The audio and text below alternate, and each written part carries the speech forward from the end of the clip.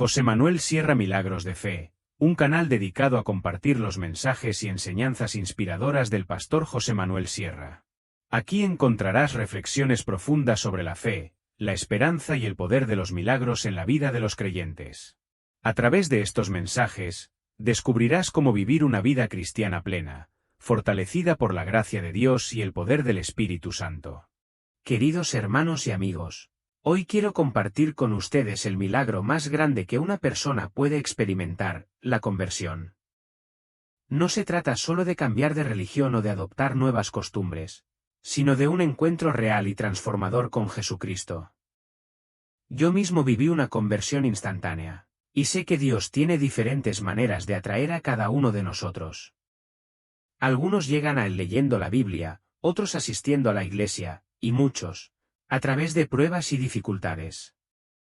Pero lo más importante es entender que la conversión verdadera tiene tres pilares fundamentales: la justificación, por la cual somos perdonados; la regeneración, que nos da una nueva vida; y la adopción, que nos convierte en hijos de Dios. No se trata solo de creer, sino de vivir en la victoria que Cristo nos ha dado. Hoy, te invito a abrir tu corazón, aceptar su gracia y caminar en fe, porque en Cristo hay vida nueva y poder para vencer. Dios te bendiga. Hermanos queridos, ustedes se pueden imaginar si yo me pusiera a contar experiencias y anécdotas de cosas que nos han ocurrido en todos estos años, viajando de un lugar a otro, conociendo tantos miles y miles de creyentes de muchas denominaciones, a veces de un estilo, otros son de otra forma. Pero algo que me ha llamado mucho la atención, y es de lo que en el fondo yo quiero hablar, es el tema de la conversión. El título de este mensaje de hoy es El milagro más grande, sin lugar a dudas, es la conversión. En mi caso particular, y perdonen que ponga mi ejemplo como primero, yo me convertí instantáneamente.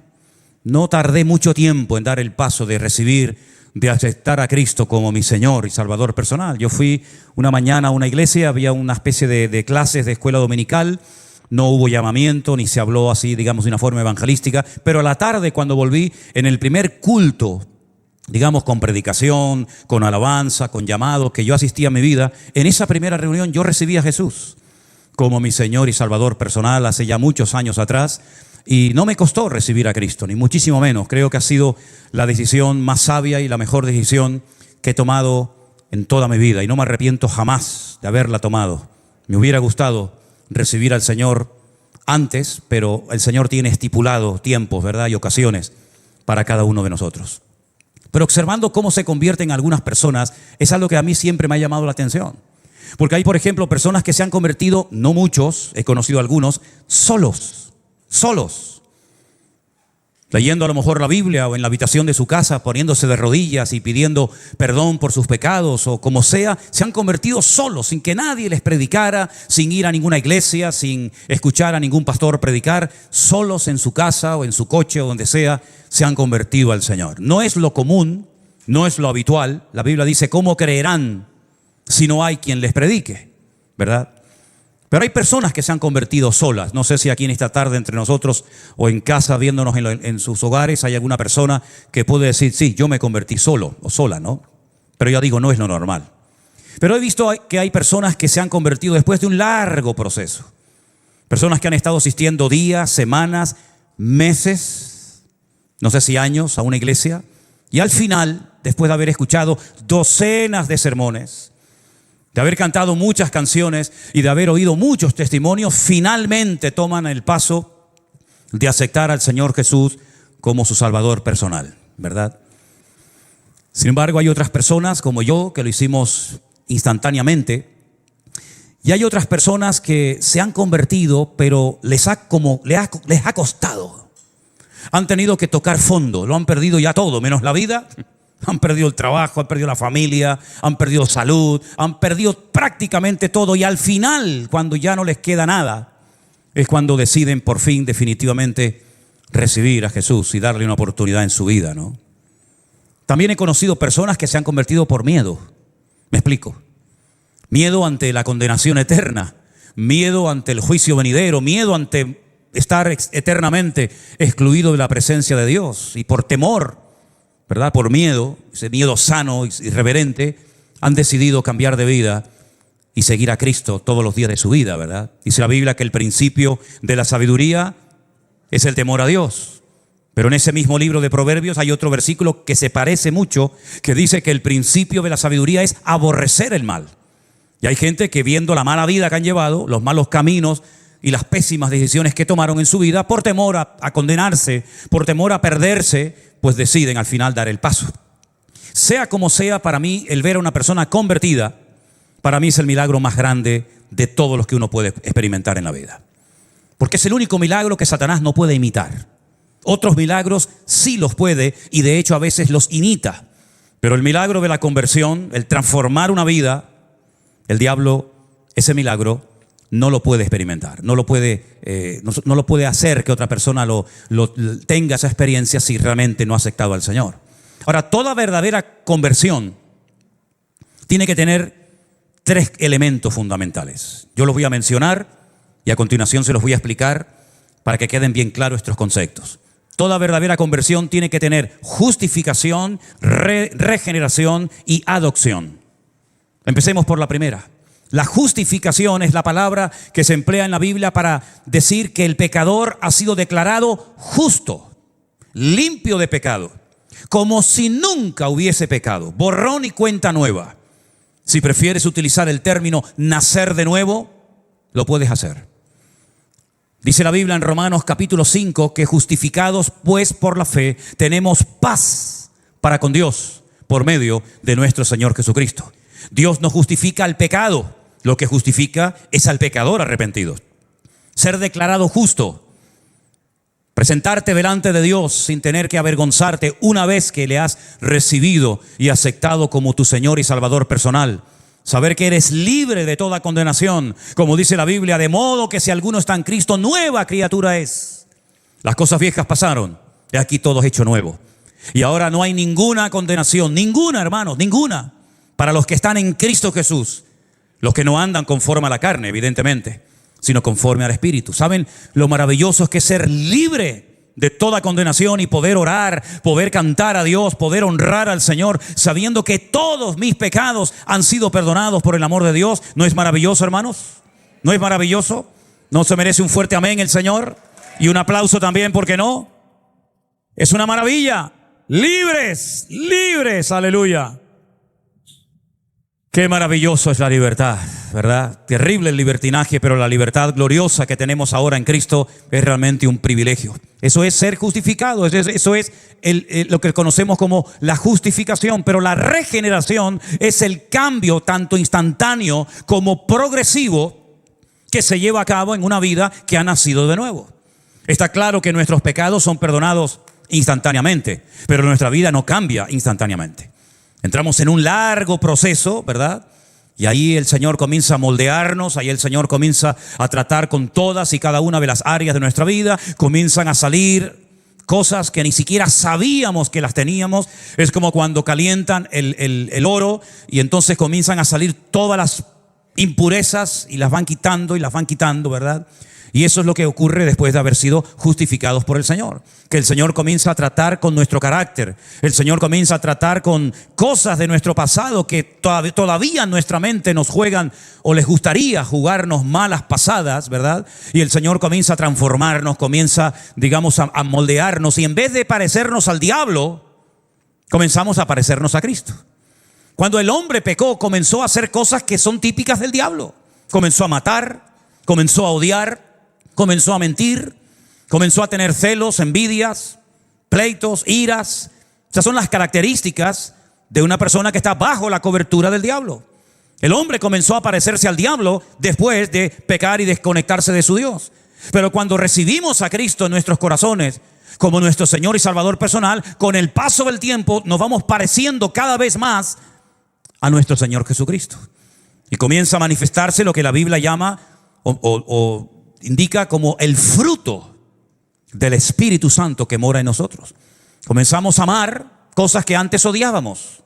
Comenzamos a ver a personas que antes tal vez no íbamos a tener jamás ningún tipo de contacto, de relación con ella, comenzamos a darnos cuenta de que pues también necesitan de paciencia y de amor y de atención y tantas cosas, y comenzamos a darnos cuenta de que ahora tenemos paciencia en cosas que antes nos sacaban de quicio y éramos incapaces de soportarlas. Y es que cada vez esa regeneración, esa transformación progresiva en nuestra vida nos va moldeando y podemos mirar atrás y decir, oye, sé que todavía me falta mucho, sé que todavía, como dice el texto, no he llegado a la meta, ¿verdad? Pero sigo corriendo para ver si logro asir aquello para lo cual un día el Señor me alcanzó a mí. Amén, hermanos. Y finalmente, la adopción. Es decir, ahora tengo una familia. Ahora estoy bajo una cobertura que es la familia de Dios. Y hemos conocido esta tarde a 2 miembros de nuestra familia, ¿verdad? Que viven en otro lugar. Pero podríamos recorrer el mundo entero y darnos cuenta de que tenemos hermanos y hermanas en la fe prácticamente en todas las partes del mundo, porque hemos sido adoptados en una familia universal donde caben todos y donde todos tenemos que aprender a relacionarnos y amarnos y a perdonarnos y a trabajar juntos, etcétera, etcétera. Así que una verdadera conversión nos lleva a la justificación, a la regeneración y a formar parte de la familia de Dios por adopción, no por nacimiento. Ahora, el primer texto que quiero leer en esta tarde que habla acerca de la conversión se encuentra en Hechos capítulo 3, el verso 19. Pedro y Juan acaban de orar por un paralítico que ha sido milagrosamente sanado y ellos aprovechan la oportunidad para dar testimonio de su Dios, para evangelizar a las personas que allí están viendo aquel milagro. Y él dice, ya digo, en el capítulo 3, verso 19, arrepentíos y convertíos, las 2 palabras. Tú te puedes arrepentir de algo que has hecho, pero eso no significa de que te hayas convertido. Tú te puedes arrepentir de haber robado, de haber mentido o de haber hecho algo malo, pero eso no significa que has cambiado. Te has arrepentido, pero no te has convertido. Pero Pedro dice, arrepiéntanse y conviértanse para que sean borrados vuestros pecados y para que vengan de la presencia del Señor tiempos de refrigerio. Epistrefo. Esa palabra rara, esa palabra griega es la palabra que se traduce en el Nuevo Testamento como la palabra convertidos o conversión. Epistrefo, que significa dar la vuelta, dar marcha atrás, cambiar de dirección, ir en una dirección contraria a la que iba. Lógicamente, una verdadera conversión se produce cuando hay un verdadero y genuino arrepentimiento por nuestra parte. No un remordimiento de conciencia. No un dolor por haber perdido cosas que las tenía, pero que por mi mala cabeza o mis malas decisiones las he perdido, sino que hay un arrepentimiento genuino de no volver, de no querer volver a cometer el mismo pecado que durante tiempo me conquistó y me dominó. Cuando hay un verdadero arrepentimiento, se puede decir que hay una verdadera conversión y un genuino deseo de cambiar y un genuino deseo de honrar y de servir al Señor, que tal vez antes no creíamos en Él, pero que ahora nos hemos dado cuenta de que lo amamos y lo conocemos y de alguna manera queremos esforzarnos por servirle y por honrarle todos los días de nuestra vida. Ahora, no tenemos que confundir el venir a la iglesia con convertido, porque hay gente que puede venir a la iglesia toda su vida. De hecho, hay gente que ha nacido, por así decirlo, en el seno de una iglesia. A lo mejor desde el vientre de su madre, ya su madre lo traía a los cultos. Y cuando esta niña nació, comenzó a ir a la escuela dominical y comenzó a asistir a algún campamento y comenzó a ir a algún retiro, pero eso no significa de que sea convertido. ¿Y cuántas veces nos confundimos pensando, creyendo que esta persona, porque lleva toda la vida en la iglesia, ya es un convertido? Y de convertido, nada. Puede ser un simpatizante, una persona que tiene su círculo de amistades dentro de la iglesia, porque como su vida ha girado siempre en torno a la iglesia, no tiene contactos, no tiene amigos fuera y parece que es un cristiano, parece que es un convertido, pero no lo es. Es una persona que se ha criado en un ambiente cristiano, pero no es cristiano. Muchas veces cuando voy navegando en esos largos viajes que me pego en barco, pues hermano, yo voy navegando por el mar, pero el mar, gracias a Dios, no entra donde yo estoy. Estoy rodeado de agua, pero yo voy en el barco y el barco, gracias al Señor, está por encima del agua. Imagínense ustedes, ¿no? Así que tú puedes estar rodeado de cristianos, en un ambiente cristiano, en un retiro, en un campamento, en una convención cristiana, y eso no significa de que tú también seas un hijo de Dios. Porque la salvación es personal e intransferible. Tú no te puedes convertir por tu hijo, ni tu hijo se puede convertir por ti. Claro, evidentemente, si tú te conviertes, tú eres ya una luz para tu familia. Tú ya tienes un mensaje y un testimonio que dar a tus compañeros de trabajo, en el lugar donde vives. Pero tú no puedes convertirte por un círculo de amistades o por toda una familia, ¿verdad? Y decir, bueno, yo me convertí y eso significa de que ya toda mi familia ya son convertidos. No, repito, la salvación, la conversión es personal y no se puede transferir a otras personas. Y también hay que decir que la salvación es instantánea. O eres o no eres. O estás dentro del reino o fuera del reino. Estás conmigo o estás contra mí. O eres realmente convertido y tu nombre hoy, en este momento, en este preciso instante, está inscrito en el libro de la vida, o tu nombre no aparece por ninguna parte, y si tú murieras hoy, no irías jamás a la presencia del Señor. ¿Cómo ha sido tu conversión, hermano? ¿Recuerdas ese día, ese lugar, esa hora, aquel sitio donde el Señor tocó tu alma y tocó tu corazón? Vamos a leer algunos versículos en esta tarde donde aparece esta palabra epistrefo, que significa convertirse. Vamos a ver las distintas traducciones que le han dado a lo largo del texto bíblico. Por ejemplo, en el Evangelio de Mateo, el capítulo 18, el verso 3, 18 de Mateo, el versículo 3, hay unas palabras muy interesantes del Señor Jesucristo cuando le dice a las multitudes: de cierto os digo, que si no os volvéis y os hacéis como niños, no entraréis en el reino de los cielos. Es decir, la actitud para poder ser salvo, la actitud para tener una genuina y verdadera conversión es fundamental. Una persona con soberbia, una persona arrogante, una persona que se cree que lo sabe todo, que no necesita de nada ni de nadie, difícilmente esa persona llegará a una convicción de pecados y pedirá perdón al Señor. Algo muy habitual, y precisamente me pasó, para no ir más lejos, esta semana, el jueves, mientras ustedes estaban aquí escuchando el mensaje de nuestro hermano Jerónimo que predicó, yo estaba afuera hablando con una persona y cuando comienzo a hablarle, lo primero que me dice, como para escudarse, ¿no? Como para decir, cuidado que ya te he dicho lo que soy, dice, yo soy católico. Y le dije, ¿usted es católico? Me dice, sí. Digo, ¿de verdad? ¿Pero practicante? ¿Se confiesa habitualmente? ¿Va a misa? ¿Acepta la autoridad del Papa sobre su vida? ¿Es usted un buen idólatra? ¿Reza usted el rosario? ¿El Dios te salve María, llena eres de gracia, el Señor es contigo, bendito, todo eso? ¿Es usted un buen católico? Me dice, bueno, no. Digo, entonces permítame que le diga, usted no es nada. Y me dice, es verdad, yo creo que no soy nada. Digo, ya nos estamos entendiendo. Digo, mire, ¿sabe por qué usted dice que es católico? Porque unos señores de España, hace muchos siglos atrás, se fueron allí y les conquistaron a ustedes. Y después de irse y de volver a sus tierras, después de haberse llevado todo lo que pudieron y más, o usted no lo hubiera hecho. Usted no lo hubiera hecho, ¿verdad? Claro, ya. Dejaron una religión allí, muerta y vacía, que no servía aquí, pero la dejaron allí. Y por eso usted es católico. Pero si en vez de haber ido los españoles hubieran ido, por ejemplo, los musulmanes, usted entonces seguramente hoy estaría rezando de cara a la Meca y estaría con un Corán debajo de su brazo. Usted no eligió la religión lo eligió a usted. Y no fue algo que usted decidió seguir o aceptar, sino fue algo que le impusieron a usted casi desde el vientre de su madre. Es decir, cuando una persona cree que por ser católico o miembro de una iglesia, sea esta o cualquier otra, ya es salvo o convertido, se equivoca rotundamente. Porque la conversión no pasa por una denominación. La conversión no pasa necesariamente por ser miembro de una iglesia, llámese como se llame, sino la conversión es un encuentro, es una experiencia personal con Cristo. Yo me arrepiento, yo reconozco que soy un pecador. Yo reconozco que me he equivocado. Eso de que no, yo siempre he creído. No dudo de que usted siempre haya creído. Pero déjeme que le recuerde a alguien. El más creyente del mundo.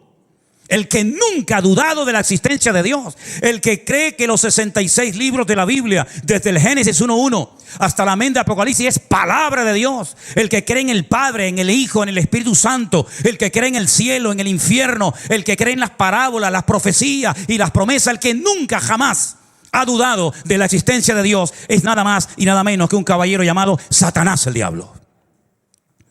Porque Satanás no es un ateo. Porque la Biblia dice que para ser ateo hay que ser necio. Eso lo dice la Biblia. Y Satanás de necio no tiene nada. Satanás es acabado en hermosura, el sello de la perfección y lleno de sabiduría. Dice la Biblia que Dios así lo creó. Y díganme ustedes si Satanás va a pasar la eternidad en la presencia del Señor junto con su amada iglesia. ¿Usted cree en eso? Pero si es un creyente, si jamás ha dudado de la existencia de Dios, es que creer sí es importante, pero no es suficiente. No hay ningún mérito en decir yo creo en Dios. Yo he creído toda mi vida y quiere que ahora le toquemos una música especial y le hagamos una fiesta por haber creído en Dios. No hay ningún mérito en haber creído en Dios. El mérito no está simplemente en creer. El mérito está en confesar que ese Dios en el cual creo, a partir de hoy va a ser mi Señor, mi Salvador, mi cobertura, mi amo, mi dueño y mi todo. Y yo le rindo a Él mi vida, y entonces es cuando comienzo a experimentar el gozo de la salvación, porque uno no nace salvo y luego con el paso del tiempo se condena, sino que uno nace condenado, y hay un momento puntual en la vida en el que tú te conviertes y experimentas el nuevo nacimiento. Y de nada sirven las teorías. Un hombre principal entre los judíos que se sabía muchos libros de memoria de la Biblia, más que cualquiera de nosotros, le dijo al Señor: Señor, sabemos que has venido como maestro, porque nadie puede hacer las señales que tú haces si no está Dios con él. El Señor se le queda mirando y le dice: mira, Nicodemo, escúchame una cosa.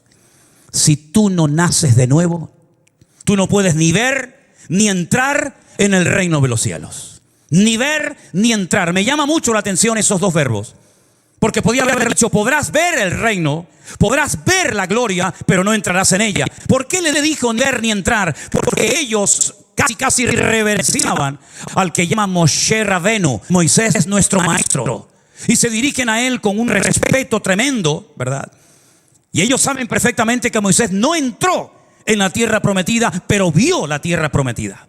La vio desde la frontera de lo que llamaríamos hoy en día Jordania. El Señor le dijo: no vas a entrar, te lo he dicho, pero te voy a permitir ver la hermosura de la tierra prometida. Y dice que milagrosamente le permitió ver toda la tierra de Canaán, toda la tierra que fluye leche y miel, pero no entró en ella.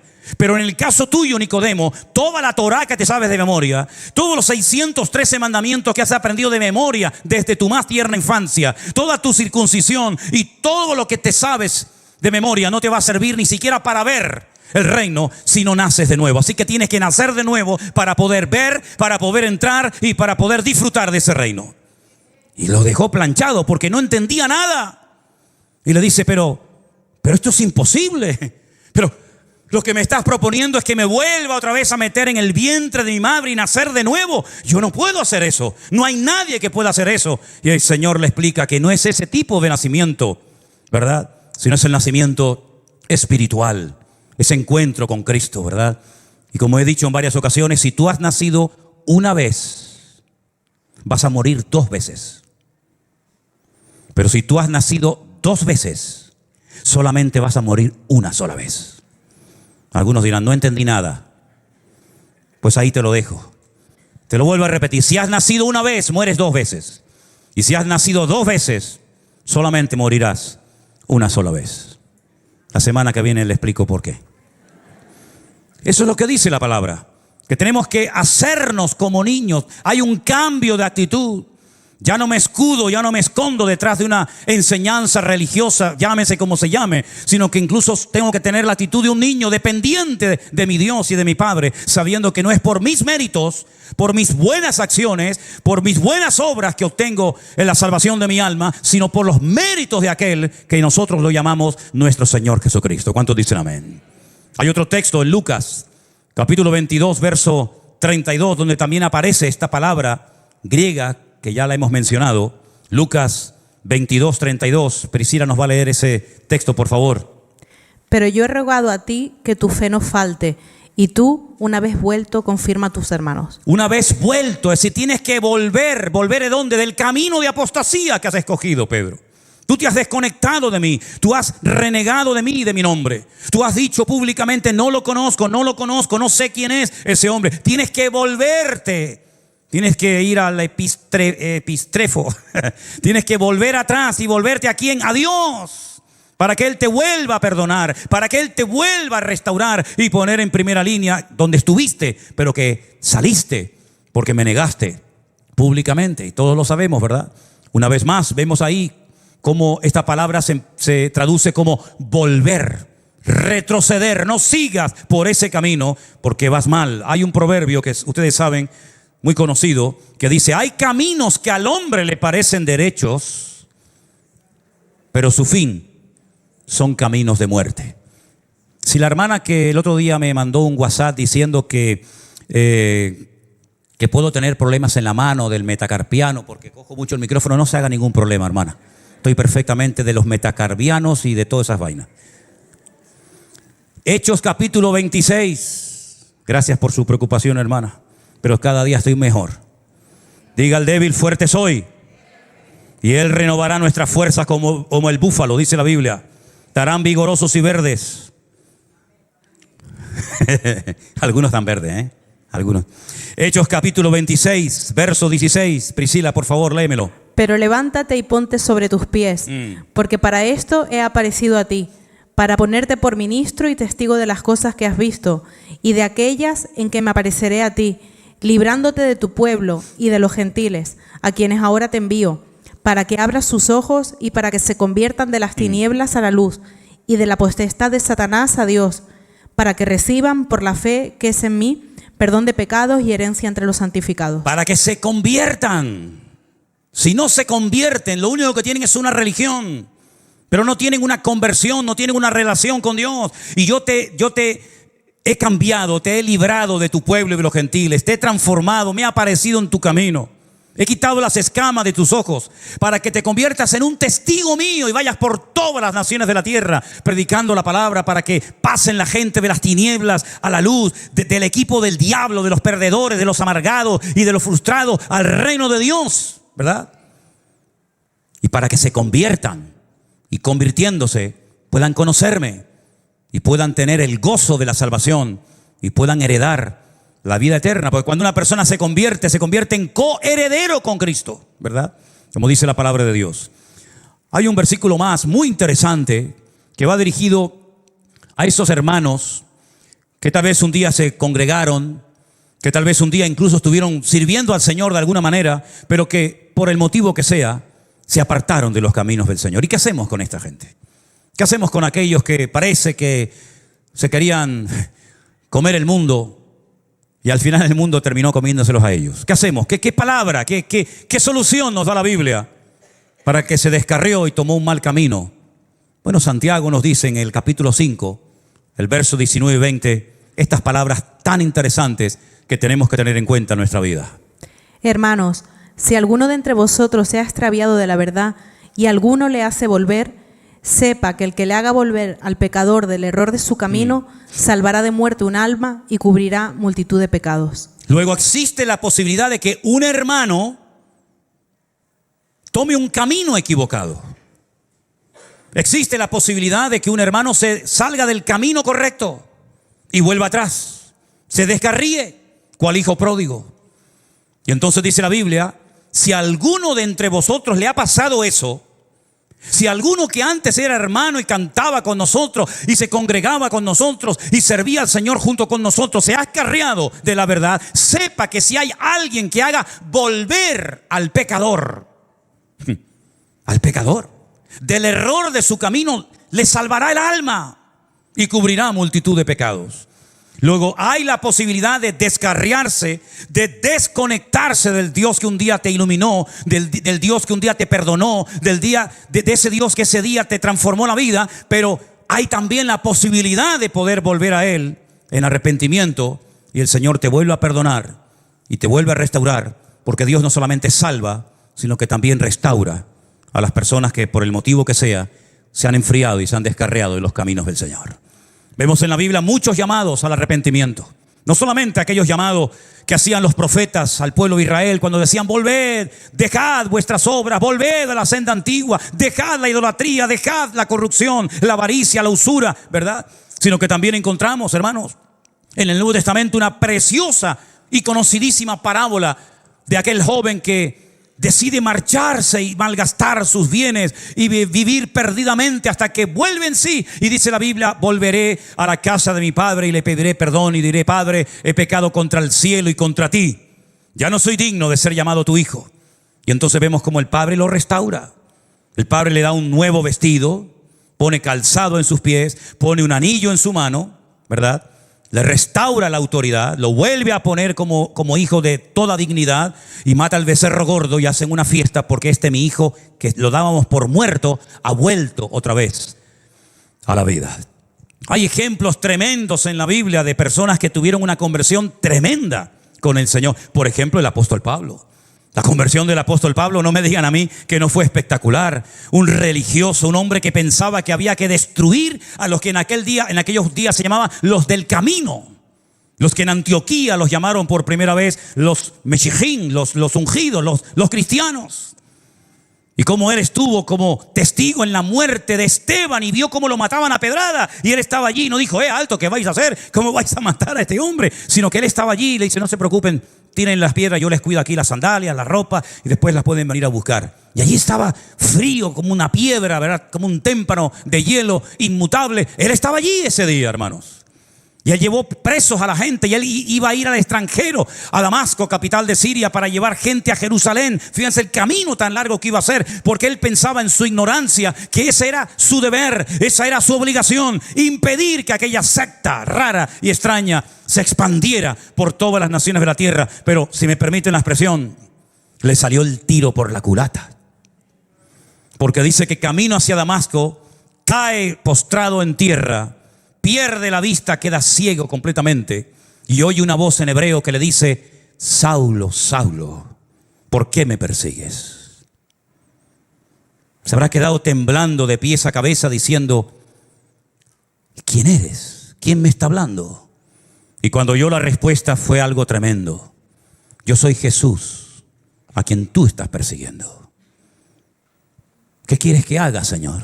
Entra en la ciudad y se te dirá lo que debes de hacer.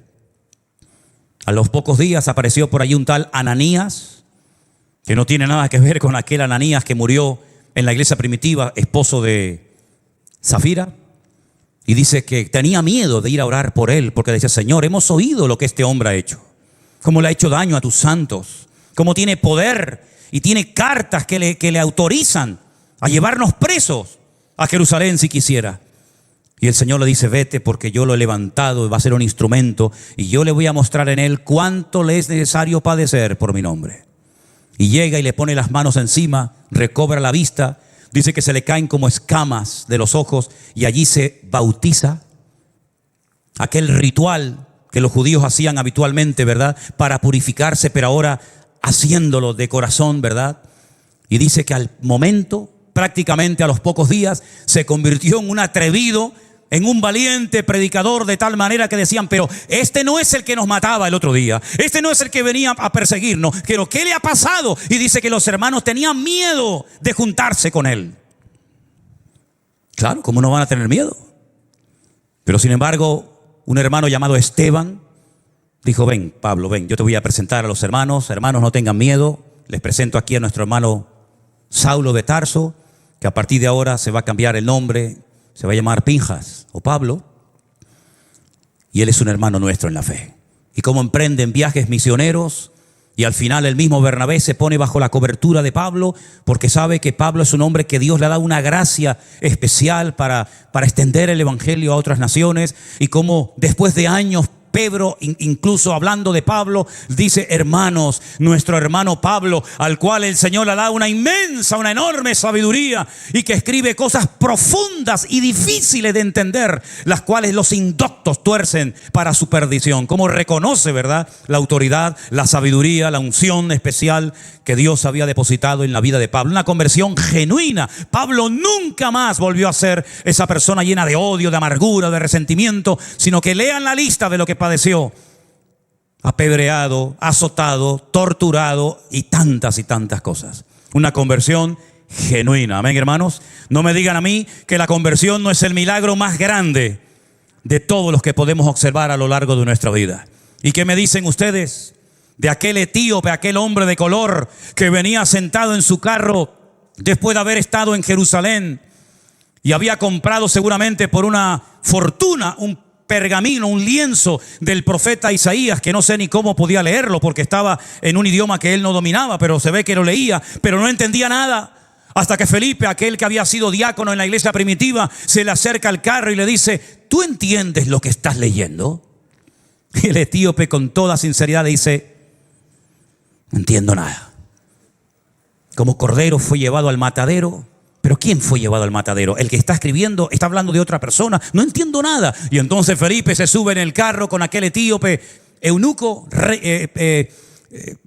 miembro de la reina Candace, y comienza a hablarle y llegan a un lugar, a un oasis en el desierto donde ve agua, y Felipe se para y el etíope le dice, yo quiero ser bautizado. ¿Hay algún impedimento? ¿Hay algo que impida que yo sea bautizado? ¿Será mi color de piel? ¿Será que no soy judío? Y Felipe le dice, no hay ningún impedimento, hijo. ¿Tú crees en Jesucristo con todo tu corazón? Dice, sí creo. Dice, pues vamos a bautizarte. Una conversión genuina. Después dice la historia que fue a Etiopía, le habló a la reina Candace, y hasta el día de hoy hay una comunidad tremenda de cristianos en Etiopía, y algunos dicen que él fue el evangelista, el instrumento que el Señor utilizó para alcanzar aquella nación, ¿verdad? ¿Y qué me dicen a mí del carcelero, hermanos? El carcelero que vivía en la ciudad de Filipo, ¿no tuvo una conversión tremenda a medianoche? Mientras había un terremoto tremendo en la cárcel que dice que las cadenas que tenían los presos se caían y las puertas de la cárcel se abrían, y cuando aquel hombre se iba a quitar la vida en medio de la oscuridad de la noche, después de haber oído cantar a Pablo y a Silas, después de haber sido previamente torturado, dice, señores, ¿qué tengo que hacer para ser salvo? Y Pablo le dice, cree en el Señor Jesucristo y hoy mismo serás salvo tú y toda tu casa. Y él fue capaz de transmitir esa conversión, ese cambio genuino, dejando su idolatría, su paganismo, y llevando a toda su familia esa misma noche en una cárcel. Miren qué culto tan interesante. El sermón, cree en el Señor Jesucristo y serás salvo tú y tu casa. Congregación, cárcel de Filipo, predicador, Pablo y Silas. Resultado, bautizados toda una familia. Un culto espectacular, Y se convirtió aquella noche. Un hombre que había recibido el mandato de custodiar en el calabozo más profundo y más oscuro de aquella mazmorra. Esa misma noche el carcelero se convierte y se bautiza junto con toda su familia. ¿Te das cuenta cómo es importante la conversión y no solamente el creer en Dios? ¿Te das cuenta cómo sin conversión no hay salvación? ¿Te das cuenta cómo la conversión tiene que ser personal? Y hay un momento en tu vida en el que tú tienes que tomar tu propia decisión. No papá, ni mamá, ni el abuelito, ni la abuelita, sino tú tienes que decir, ¿qué voy a hacer con Jesús? Después de escuchar su palabra y después de entender el evangelio. Y si una característica yo creo que positiva y buena tiene esta congregación, es que aquí se entiende la palabra que se predica. No tienen que salir en medio de una predicación. Estos hermanos que a veces se levantan es porque me imagino que quieren ir al baño. Pero no es porque tienen que ir a la librería de la esquina a comprar un diccionario porque no entienden la terminología al que el pastor está predicando. No es por eso. Porque en esta iglesia se entiende perfectamente el mensaje. Da igual quien lo predique. Porque la gracia y la cobertura del Espíritu fluye en todos los que se suben a este lugar a predicar. De tal manera que hasta el más pequeño y el más tonto y el más nuevo puede entender perfectamente lo que ese hombre quiso decir ese día con la predicación del evangelio. Y ahora que ustedes han entendido el evangelio y que les ha hablado de la conversión y les ha hablado de que hay que arrepentirse y convertirse, y no es cuestión de cambiar de imagen, no es cuestión de cambiar de religión, es cuestión de cambiar de camino, de rumbo. Si en esta tarde entre nosotros hay alguna persona que nunca se ha convertido, ahora es el momento ideal e idóneo para que tú tengas tu propio encuentro y tu experiencia personal con Cristo Jesús. Cierra tus ojos ahí donde estás y piensa en esta tarde, ¿estás tú realmente convertido? ¿Estás tú realmente entregado al Señor Jesús? ¿O simplemente vienes a una iglesia porque te gusta, porque tienes tu círculo de amistades aquí, porque conoces a gente, tienes amigos? ¿O porque realmente tu corazón está en Cristo y en la iglesia del Señor? Aleluya. Yo quiero que en esta tarde todos y cada uno de nosotros nos hagamos esta pregunta. ¿Soy yo realmente convertido a Cristo? ¿Soy yo realmente una persona que ha puesto su vida en las manos del Señor? ¿O simplemente eres una persona que vienes y participas de los cultos, pero nunca has tenido un encuentro, una experiencia personal con el Señor Jesús? Hoy es el momento aceptable. Dice la Biblia, hoy es el día de salvación. Si oyereis hoy su voz, no endurezcáis vuestros corazones. Entrégale tu vida, tu corazón al Señor Jesús. Y cuando salgas por esa puerta en esta noche, yo quiero que sepas que el Señor Jesús va a estar contigo.